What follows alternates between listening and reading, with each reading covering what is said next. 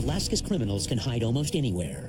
Of course, he's been there for a year and a half, so he knows probably every crack of where he's living, and we know very little to none. I'm hoping for the best, but we always have to prepare for the worst. State troopers know how to flush them out. Police of the canine! We're in the woods! Speak now, you're making it big! We don't know where he's hiding. We don't know whether or not he's armed. We don't know his state of mind, whether or not he's willing to take somebody else's life in order to not go back to jail. I got footsteps right here. We're on track. Keeping folks honest is part of the job. You think you can take it out of the back and hook them out and walk up here like no one's watching? You're wrong. I'm watching, all right? But some people have other ideas. Come here, bud. If you don't stop moving, you're gonna get tased. You understand me? Alaska State Troopers, stand still. Put your hands up. At this time, you're not gonna risk.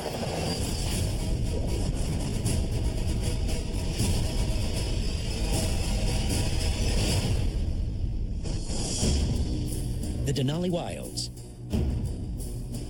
This is Wildlife Trooper John Simeon's beat. My main patrol area is 150 miles by 250 miles. The scenery, the wildlife you're going to see, it's an amazing place to work. Larger than the state of Massachusetts, this land is the symbol of Alaska's rugged and untamed spirit, and teeming with an amazing array of wildlife. But there he is. He's looking right at us now. But today, big game isn't the only wildlife Trooper Simeon must deal with. We've got solid evidence that an ex-lodge caretaker is squatting on some public land. From what we've heard, the guy's maybe a little bit delusional, kind of a militant, anti-government, anti-social type of gentleman, making statements of he's got a gun that can shoot a long ways, and he's here to stay. Anti-government militancy is on the rise in the United States, and the 49th state's remote areas offer an attractive haven for some of these rebels and their guns. Alaska's so vast and so large and so remote, it's very easy for someone to slip within the cracks and never get observed. Simeon has patrolled this area for 12 years, and it will take all of his expertise to drive the squatter off public land. We've heard about it, but we really haven't been able to get a good location on where he's squatting. But through the grapevine, we've got a really good idea where it is. Of course, he's been there for a year and a half, so he knows probably every crack of where he's living, and we know very little to none. I'm hoping for the best, but we always have to prepare for the worst. After a 20-minute drive deeper into the wilderness, Simeon finds the squatter's truck at the trailhead, which could warn him about what to expect. I'd like to look in his truck to kind of check if he's got any kind of casing, ammo boxes to maybe give me an idea what he might have for a long gun. Simeon takes no chances. Hey, Jake? Calling in rookie trooper Jake Graham for backup. This is his truck. The sleeping bag and everything in his truck. Somebody's been in and out of here recently. You got a rifle case under here? A rifle case? You see a rifle case right there? Oh, yeah.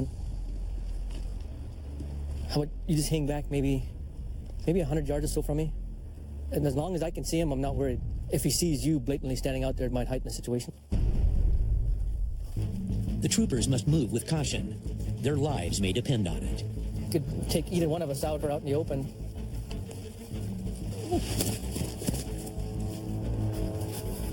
Not far into his trek, Simeon makes a find. Definitely some tennis shoe prints on the ground. They're onto something, though they're not sure where it may lead.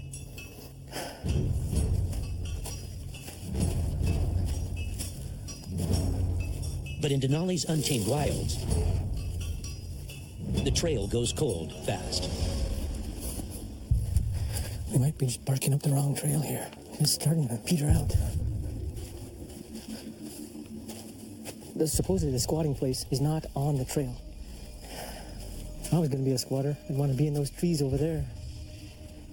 Now Simeon heeds the call of the wild. In this case, the birds. You can hear the gray jays. And there's only a couple of reasons that they're around. People or dead animals. You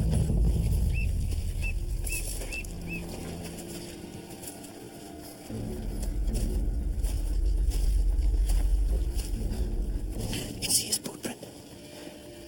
Probably right in that span of trees. I just thought I heard something, so... Simeon spots the shack, which means he's well in range of a lethal shot from a long rifle. There you are.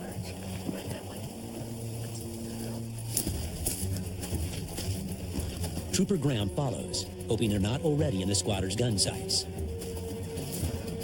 The thick brush makes it easy for a shooter to hide.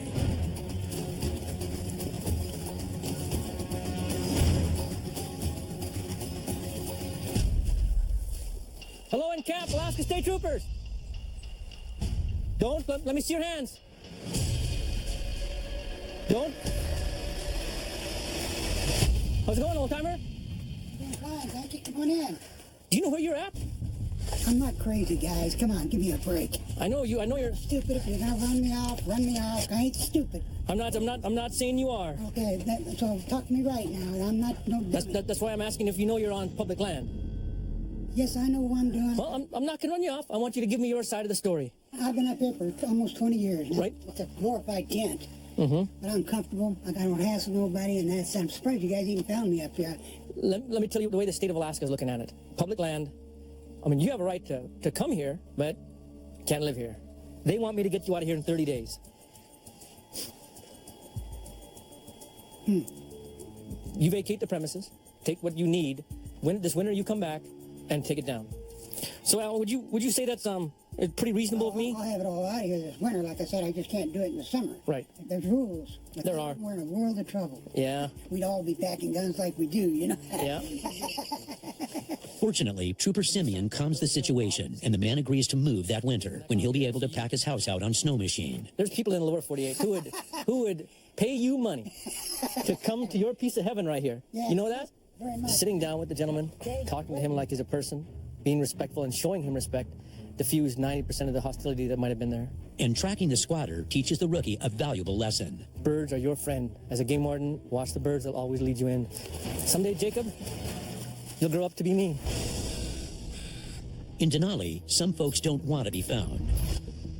But 200 miles north in Fairbanks, a child is seriously lost. The children were playing in the woods behind her backyard. Two of them came back saying they could not find their 3-year-old sister. She's a 3-year-old, so all troopers go in that area. Never armed to 19. With over 200,000 children abducted in the United States every year, Trooper Melvin Colley races to the scene. Fairbanks, 17. What's the area that she was last seen in? It appears that the child left into the wooded area behind the house. The 3-year-old went missing near the outskirts of town, where she can be lured into Alaska's dense and untamed forest. All available units join the frantic search. Where was she last seen? So the two little girls were back behind my house. We found those two and I brought them home. Okay. One of the troopers' only witnesses is the missing girl's older sister. You gotta show me where she's at, okay? Okay, is Bailey over there? Okay, where do you think Bailey's at? She's not in the house. Okay, do you think she's hiding in the garage or something? Okay. No one knows where she is, and the big woods are no place for a small child. Bailey? They're disorienting and full of predators. This is where the complainant lives, and the kids came back here and they said they couldn't find her. Bailey? Trooper Colley tries to stay optimistic. She's been hiding and seek, so it's very possible she found somewhere to hide and fell asleep or something. Bailey? Hear that? Bailey? Bailey? Hear that? Bailey? Bailey? How's it going? It's not the missing 3-year-old girl, just a concerned citizen. Okay. After an hour of searching, troopers still can't find any trace of the little girl in the woods, increasing the likelihood that she might have been abducted. She's wearing a white flower dress. Okay. All right. She's about 3 years old. Okay, we'll keep our eyes open. Thanks, folks. All right. Troopers call in backup. Where manpower fails, maybe dog power will work. Trooper Zeisel's en route from Fairbanks to pick up the canine, try to initiate a track. Bailey? Then FPD and UAF are out looking too. So there's a lot of people out here looking.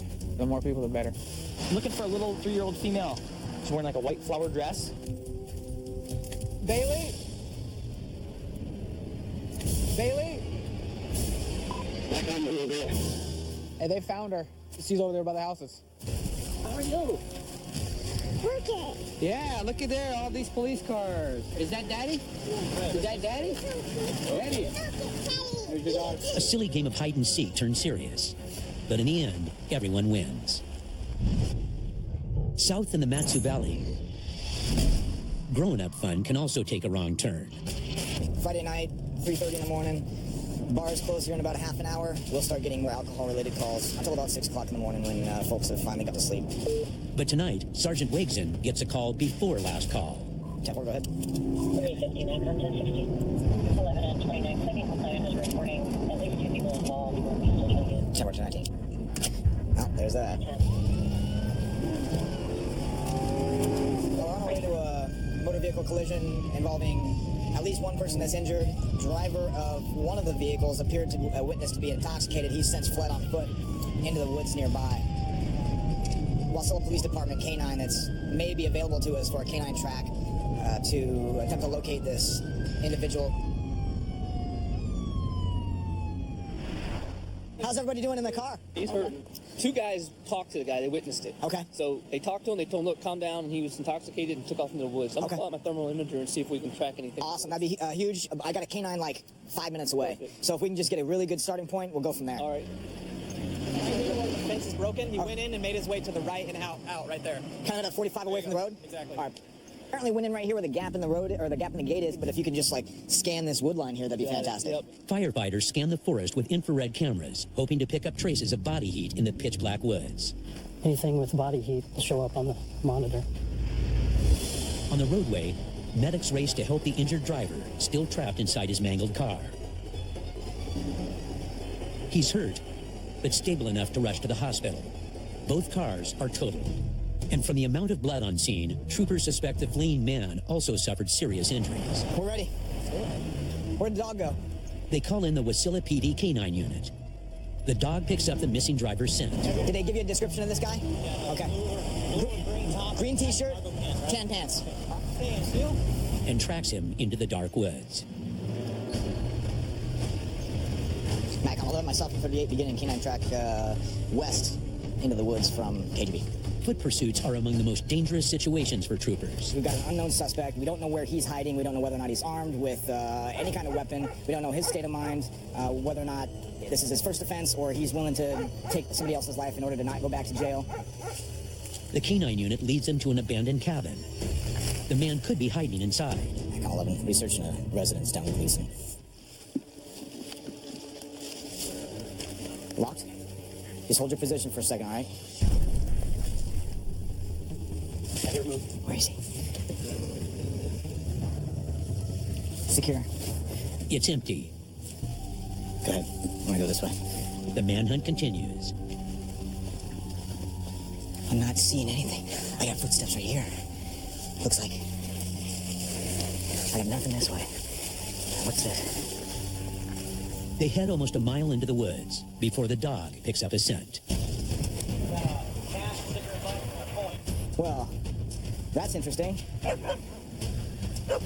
Police with the K9. You in the woods. Speak now. You may get bit. I got footsteps right here. They're closing in. Wrong track. Dog's barking. That way. You hear that? I got footsteps right here. Let's follow them. 3811, we're back on track heading north into that swamp. All right. Troopers are in hot pursuit of the fleeing driver.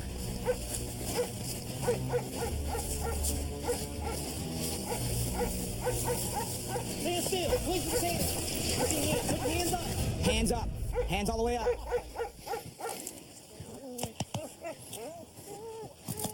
Good. Pull your knees up. Stand up, man. Hey, stand up. You can if we help you. Get up on your knees. My back. Ow, ow. Hey, stand up, my man. Stand up. They finally catch the guy who bolted the nearby car wreck. Turns out that was the easy part. Now they need to get him out of the thick bush a mile back to the road. We'll work with you. Just we need you to stand up on your own, or we're going to carry you out of here. There you go. Forward onto your feet. I can't. Ow. Ow. Ow. Ow. My back. I'm sorry. Don't be sorry. Just stand up and walk. You're doing good. Do it like this. I don't believe you because you ran this far on your own recognizance, and we're now helping you. So I need you to stand up and walk into the woods.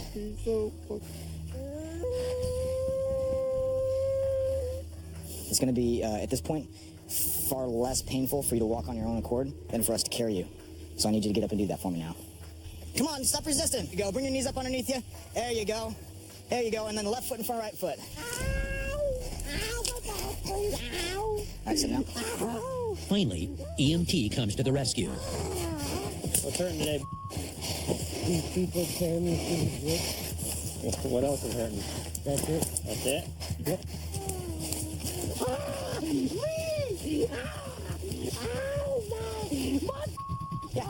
This way. They charge the man with assault, DUI, and leaving the scene. He could get up to 2 years in jail and $1,500 in fines. It's always a little bit more satisfying when we end up catching the bad guys. Dog's a huge asset. There's no doubt in my mind there would have been no way we would have been able to find him without the use of the canine. Drunk. All right, I'm getting out of here.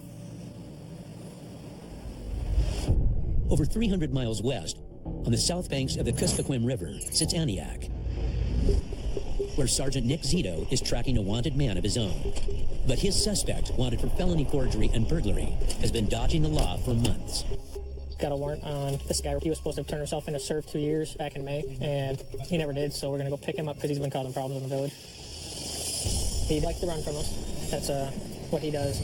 To bring him in, Zito must fly 90 miles north to the remote village of Grayling, situated on the Yukon River, and in winter, a checkpoint for the Iditarod dog sled race. It's our furthest out village that the Antioch Post serves. It's pretty far out on the Yukon. The suspect's facing 2 years in prison, so he won't go quietly, and troopers can't depend on much help. A lot of times there we don't get a lot of cooperation from folks in town. It's pretty problematic trying to find people. More than likely we'll go snag him up first if we can figure out where he's at.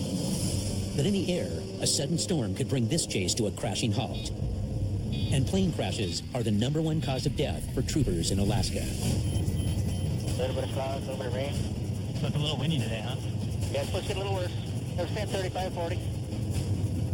Oh, so you can't see anything? Yeah, I get that. Just let them know we're landing. The 60-minute flight ends smoothly. But Zito's troubles have just begun. Less than 200 residents live here, so word spreads fast. Earl had a call in on the radio that we were getting ready to land, and folks learned the tail numbers of the trooper planes, and there's really no way for us not to be seen. The people here take care of their own, and some see the troopers as interfering. When folks help us out in Grayling, their stuff tends to get destroyed. Sometimes just giving us a ride is all that will trigger somebody. Zito begins his search, hoping to catch the suspect before he runs again. What's going on, guys? You guys seen him come this way by chance? No? All right. How you doing? Hey, do you know where we're staying at? See you later. Yeah. Hey, guys. How you doing today? Good, how you doing? Do you know where we're staying? You still staying back on the hillside? It's still on the right platform. There's a downtown. All right, thanks, guys. Yeah. Supposedly the last place that these folks saw him is in a spot that he's been known to hang out at before. That picture is really old, so he doesn't really look like that. And he's a lot bigger, more muscular. Hey, how you doing? Hi. Can I talk to for a couple minutes? Hey, how you doing? Hi. Can I talk to for a couple minutes? He's not even here. He was here and he took off. When did he take off? About maybe 5, 10 minutes ago. Somebody call him? His mom called him and told me you guys were coming. You know where he was going? Nope. I guess he took off. Trooper Zito hits a dead end trying to track down a suspect. He took off like 5 minutes before we got here. His mom called and warned him. A lot of times here, folks will hop on a four-wheeler and they'll drive out to the graveyard out at the end of the road, or the dump, or they'll get on some of these trails. A lot of times, folks will run up into the hill over here because they can watch us, but it's pretty impossible to get them once they get up there. We'll talk to his mom. His mom called and warned him. He locates the suspect's mother, hoping for some answers. Hey, how you doing? Good. I wanted to talk to you for a couple minutes. Did you call over the house there? No, I talked to you. She said you did, and there's a call from here to there just asking you. Here's the deal. She already told me that you called and you wondered we're here. So you've got 20 minutes to find him, you're going to go to jail for felony hindering prosecution. That's a felony charge on you. So 20 minutes. Come with me. Zito lays down the law, then checks one last hideout, the house of the man's former girlfriend. Watch the side. State troopers should open up or we're coming in. State troopers. I'm gonna go to the shower. Open the door, it's getting kicked in. It's not here, you can look. Okay, I don't want to get hurt or anything. If you're in here, you need to come out. It's not here. Where's he at? I don't know. I don't know. Another dead end. Zito heads back to the suspect's mom's place, ready to take someone to jail. Is he inside? He is? Okay. Is anybody else inside with him? Hey, how you been? I'm glad he came down. I don't want to see your mom get in trouble. The suspect does his mom and the troopers a favor by turning himself in. All right, I'm just going to put these on in front of you. Would be nice if we do it downtown. I mean, a little ways away. And the troopers return the favor. More oftentimes than not, we have to deal with these same individuals, which is sad. But we like to make sure if we don't need to be mean or we don't need to do something in a negative manner. And he just wanted to be handcuffed away from his son. Understandable. So we handcuffed him at the edge of the roadway there. And he's coming with us. After months on the run, the wanted man will face justice at last. Down south on the Kenai Peninsula, it's midsummer, and 1.6 million salmon are rushing up the Kenai River. If they can get past the fishermen. The Kenai River is world famous for kings. On every given day during July, we'll have up to 100,000 anglers on the river. Any luck down here? Wildlife troopers must enforce the strict fishing regulations, but they're outnumbered by anglers over 12,000 to 1. Here assigned to Soldotna, we have 5 troopers working between 12 and 14-hour days. But with the Kenai salmon runs at an all-time low, the state must impose stricter fishing rules. The king salmon run has been really poor, and they're trying to get enough king salmon into the river to meet the spawn to ensure the return of the species. And unfortunately, some of the fishermen have suffered because of that. Irritated by fish shortages and stricter quotas, some fishermen blatantly break the law to make their catch. You don't have the permit. You don't have any way to legally possess these fish. It's an annual cat and mouse game for troopers and frustrated fishermen. There's a lot of people trying to get the same slice of the pie, but it is fast and furious. People forget to do what they're supposed to do. A lot of people, they think they're entitled to go take as many fish as they want. They give you the look on their face like, well, you caught me. Maybe try to slip one by you and take more fish than they deserve. Today, Trooper Travis Tillman chases down one of the most egregious offenses: snagging. So snagging a fish is hooking a fish anywhere other than the mouth. People will throw their line out in the water. Once the current has taken it down, they'll rip the line back pretty swiftly in hopes that it drags across the fish that's laying in the water. See how it's all ripped? Big split right there. And he's been hooked in the tail. This makes them easier to catch, but can kill them without ever catching them. It's not hard at all to go out there and snag a limit of fish in just a matter of an hour and a half. It's not fair to the fish. The poachers who use this technique often hide in hard-to-reach fishing spots and can usually spot uniformed troopers coming. So Trooper Tillman decides it's time to go undercover. So we're going to walk slow. You see the top of somebody's head? Just back up. A property owner gives Tillman access to an out-of-the-way fishing spot. And it doesn't take long before he snags some suspicious activity. There's a group of 4 on this platform, right across here. That one man just down there, he hooked one, and it was hooked right into the left pectoral fin. So that's one for the man in the orange coat. Within minutes, the fisherman's at it again. I've got a fish. It's snagged under the chin. You tell by the way it was swimming when it was coming out of the water. And on his next cast,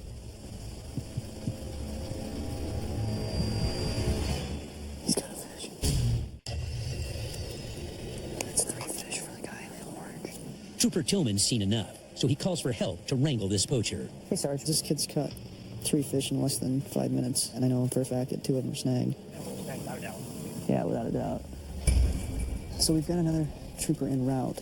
He's going to go see if he can meet up with that fella in that orange shirt so we can keep eyes on him. Hopefully he finds him. Hi, he's there. He's about to make contact. Suddenly, nearby anglers spot the approaching trooper and try warning the illegal fishermen. As soon as they could tell the troopers were showing up, they spread the word like wildfires. But it's too late. There's Chris. He charges the man with 3 counts of snagging and fines him $170. Oh, yeah, this guy's not good. they're all, no, these fish were snagged. It's pretty clear that they were. And I told them, I was like, they had that shit with them, so your hospital the camera was zoomed way in, so that's it. Okay, I appreciate the work, Chris. I'm 19 out of here. Mission accomplished for Trooper Tillman. But the snaggers are jumping today, and Tillman gets a report of another upriver. Sergeant McConnell sitting on the south bank of the Moose River, watching people on the north bank, and he's observed at least 3 fish be snagged. So I'm going to head his way and contact the offenders. And Sergeant McConnell has video to prove it. This man is clearly trying to snag fish, and he's teaching his son the illegal behavior. They want to act like it didn't happen. They're entitled to do that, but you know, evidence of a snag fish is pretty easy to find. If you don't release it, it's foul hook, and it's breaking the law. Tillman moves in, while Sergeant McConnell watches from the opposite bank. Hey, Sergeant, which guys are they? Walk out to that beach where they all fished, and there's a guy in a green sweater, if he's got a ball cap on the flies on it. Okay. The guy in the tan vest, ball cap, kind of chubby guy. Just don't let anybody leave you. I'll just swing around. Okay, bye.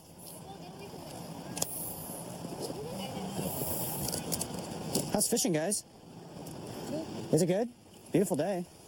How many fish you guys got? I got a couple. Yeah? Hard to get them in the mouth, but we get them once in a while. Yeah. You're not keeping any that you snag, are you? No, we're not. We're releasing let 30 fish go today. Okay, and those are yours? Whose fish are those? That's somebody else's. So somebody just left their fish down here? No, they're not mine. You sure? Yeah, those are not my fish. Nobody's talking. So Sergeant McConnell comes out of hiding. Pull up your snag one. Go get your snag one. Go get your 2 snag one. You snag one and you hook it, you put it in the net, and then you think you can take it out of the back and hook it in the mouth and walk up here like no one's watching. You're wrong. I'm watching. All right? Go get your 2 fish. But McConnell notices one fisherman's disappeared. Where's your buddy go? Where's your dad? Oh, he went to get his license. Me and your dad have met before, haven't we? You getting his license? I wrote your dad for snagging here before. The missing fisherman's no stranger to law enforcement. The snagger caught on video is the same one McConnell cited 2 years ago. He's a repeat offender, and now he's teaching his son to break the law. I want one fishing pole. Give me that. Tillman examines the fish while McConnell intercepts the man at his car. It appears he's trying to hide his rods so they won't get confiscated. It's not no further. Sergeant McConnell seizes the rods and finds him, but takes pity on the boy. I promise you, we will never do that again, I swear. Call him over here. Come here. You tell him what you just got. I just got a $140 fine. And he's taking my pole. He's maybe giving you a chance to keep your pole if you promise never to do this again. You with that snagging? You can't jerk like that. This one jerk? Well, let me see you doing that again. If Dad's doing it, you better stop it, because next time I take that shit snag, we'll take that to jail. Yeah, you don't want to go to jail. All right? You know, people like to lie to your face, especially when it comes to snagging fish for some reason. It's pretty easy to tell that the fish hasn't been hooked fairly when there's a big gouge out of its body. If you call somebody out on their lie, a lot of times they'll come clean and tell you the truth. Sometimes they don't, and when they don't, it can be kind of frustrating. Back in the interior, on the streets of Fairbanks,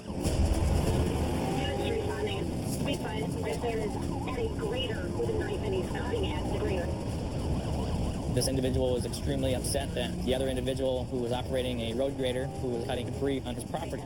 with a knife-wielding suspect on the attack, someone could get hurt or worse, killed. But not if Trooper Rich can stop him. An individual can be very, very dangerous with a knife. $24. Rich spots the suspect making his escape. Rich spots the suspect making his escape. Come here, bud. Hey, if you don't stop moving, you're going to get tased. You understand me? If you don't stop moving, you're going to get tased. You don't believe me? Yeah, you should. So just stand right there. Okay, let's report that you have a knife. Is that in your hand right there? Yes. Just put it on the ground for me, okay? I don't want to. I want to go home. Okay, well, until I conclude with my investigation, that's not going to happen, okay? All I want to do is talk to you, get your side of the story, okay? Okay. What else you got in your hand there? This is pepper spray. I could see his wheels turning, and he was trying to process it. Pepper spray, why don't you put that on the ground for me? And he decided that I was going to tase him if he didn't comply. Just take a couple steps over to your right. That wasn't so tough, right? I'm not going to stop here and talk to you. Even after the suspect drops his weapons, he refuses to back down. And beat my So what's going on today? I was saying to him, you know what's going on here? Okay. Why are you doing this? Why have I not been notified? This is my property. Right. That's hurting the trees. I care about those trees. If those trees are going to bother somebody, I will cut them myself. What was your intention of having the knife with you? My intention was to say to this guy, hey, what's going on here? This guy says, you. Backup arrives to secure the suspect, and Trooper Rich gets the excavator driver's side of the story. What was he cutting? He cut all the wires in here. I mean, he was up in here like this, slashing, and he was trying to rip it all out, and it wouldn't rip out, so he just started cutting. But I was standing up in here, right, and he looked like he was going to stab me. Witnesses confirm the driver's account, but Rich wants to hear what the suspect has to say. It's been brought to my attention, okay, that there's some wires and stuff cut in a cab. Is that from you? Yes. Okay. And I am defending myself by doing that. Right, but okay, I'm going to stop you right there. You're threatening. Why? You're threatening this guy with. Why is this happening? Stop. Listen. He's coming out at me. Okay. Just He's listen. coming out at me. Just listen. Hey. You know, it was only when I did. Okay. At this time, you're arrested. All right. I understand. I'm going down. I'm going down. All right. I'm relaxed. You're going to hit the ground really hard if you don't relax. I understand. I understand. Relax. You're under arrest. Okay. I've never been under arrest. When we tell somebody that they're under arrest, they don't have a choice. They can fight, they can kick, they can scream, they can bite, they can try to get away. But in the end, just because they tell us that they don't want to go to jail isn't going to change our mind. I am an American. I am a law-abiding citizen of this nation. You have no right to injure or cause death to somebody else. Now you're under arrest. They charge the knife-wielding man with third-degree felony assault and send him to jail. Back south, troopers confront an even messier situation. Today we're patrolling the Seward Highway. This is the main thoroughfare from Anchorage down to the Kenai Peninsula. The Seward Highway is famous for its scenery, but as the April temperatures start to rise, the melting snow reveals some nasty roadside attractions. Just about 25, maybe 10-6. It's full of garbage, chicken bone, French fries, and open cans of beans, and looks like it's been used as a trash can. I could see why the guy probably wants to get rid of it. This is a famous time that is referred to as breakup in Alaska, and that's where all the snow that we've accumulated over the last several months begins to melt. So the temperatures are rising, end up getting usually a lot of water on the road and a lot of slush. It's just kind of a mucky time of the year for us. As the snowbanks shrink, they expose what they've been hiding. Just past Girdwood, Trooper's rifle spots something suspicious. It's like a blue tarp or something blue in the snow up here, so I'm gonna go check it out. It's kind of a weird, out-of-place object, so. Blue tarps in Alaska usually mean bad things, especially out in the middle of the woods, so it seems like you always hear the stories about people being buried in blue tarps. With the winter's heavy snow, it's anybody's guess how long it's been buried. Well, hopefully there'll be a nice path up there, so we won't have to trudge through some deep snow, and we're not going to have to snowshoe it. I don't want to end up in my neck. Yeah, we'll find a way over there and see what it's all about.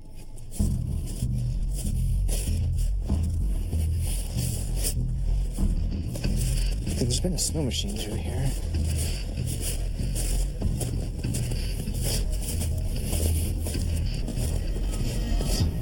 Somebody made a ramp. Skiing, coming down off the hill and catching some air. Flat out here, you can't see the contour of the ground, so they put this blue paint on here so they could see where the ramp was. Some people out having fun in the snow. It's always the best case scenario. Now we get to hike back to the car. The makeshift ski slope is just a clever way to enjoy the snow. But the area's massive snowfall isn't all fun and games, especially on the icy highways. The Seward Highway is a scenic view highway. It's very beautiful, both in the summer and the wintertime. However, it's known to law enforcement as a notorious highway because of the amount of accidents we get, and the severity of the accidents is pretty high, too. A lot of car crashes past couple days, pretty slippery. The Seward Highway racks up an average of 10 fatal accidents each year, and Lewis might be responding to one of them. So now we have a report of a single vehicle rollover up in Turnagain Pass. Sounds like there might be injuries involved.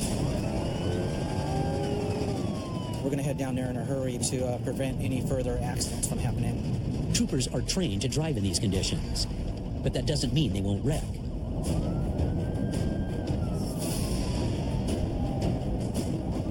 could have been a pretty bad situation there.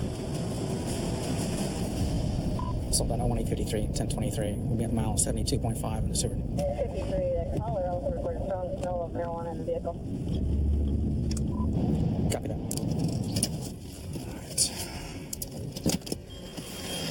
Everybody out? Everybody's out. Okay, Thanks great. for everybody that came. Who's in the vehicle? I was the driver. Driver? A good Samaritan has already stopped to help out. Okay. Older lady, we put her in our car. Great. She is dizzy and everything. and some pain. And some pain. Okay, all right. Just want to make sure that you're okay. We have an ambulance on the way, but what's hurting on you? Just this right here. Your right shoulder area? Okay. We'll be here pretty quick, okay?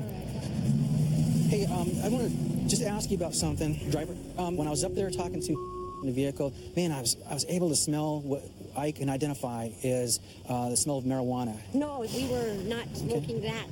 I was reaching for a cigarette when I lost control. I know what it smells like. From my training experience as a law enforcement officer, I know what it smells like. Do you want to come clean it? Who has the pipe? Who has the little baggie? It's probably in a bag somewhere or something. No. This was my joint. Yours? Okay. Yeah. And is your baggie on you, or is it in the stuff here? It's it's in a little container. Okay, like a little medicine container? Yeah, little medicine container. Oh, here it is. Okay, all right. Okay. All right, so, you know, what you do in the confines of your own home is one thing, but to bring it out on the highway here, where you're on the highway, you're on the street, and you're involved in a motor vehicle crash, then we do take an interest in it. We take a very serious interest in it. This is the medicine over. Okay, this is what's going to happen, okay? I'm just going to give you a citation for this. Okay. All right, it's going to be a citation. All right, go ahead and give medicine to her. You don't have any more on you at all? No, This is it. That was it. Okay. Yeah, there's 3 rolled in there, and there's some loose stuff in there. I'm going to just do a summons for her for the mixed 6, misconduct involving a controlled substance in the 6th degree, marijuana. But Trooper Lewis isn't done yet. He's cleared the air. Now he must clear the roadway.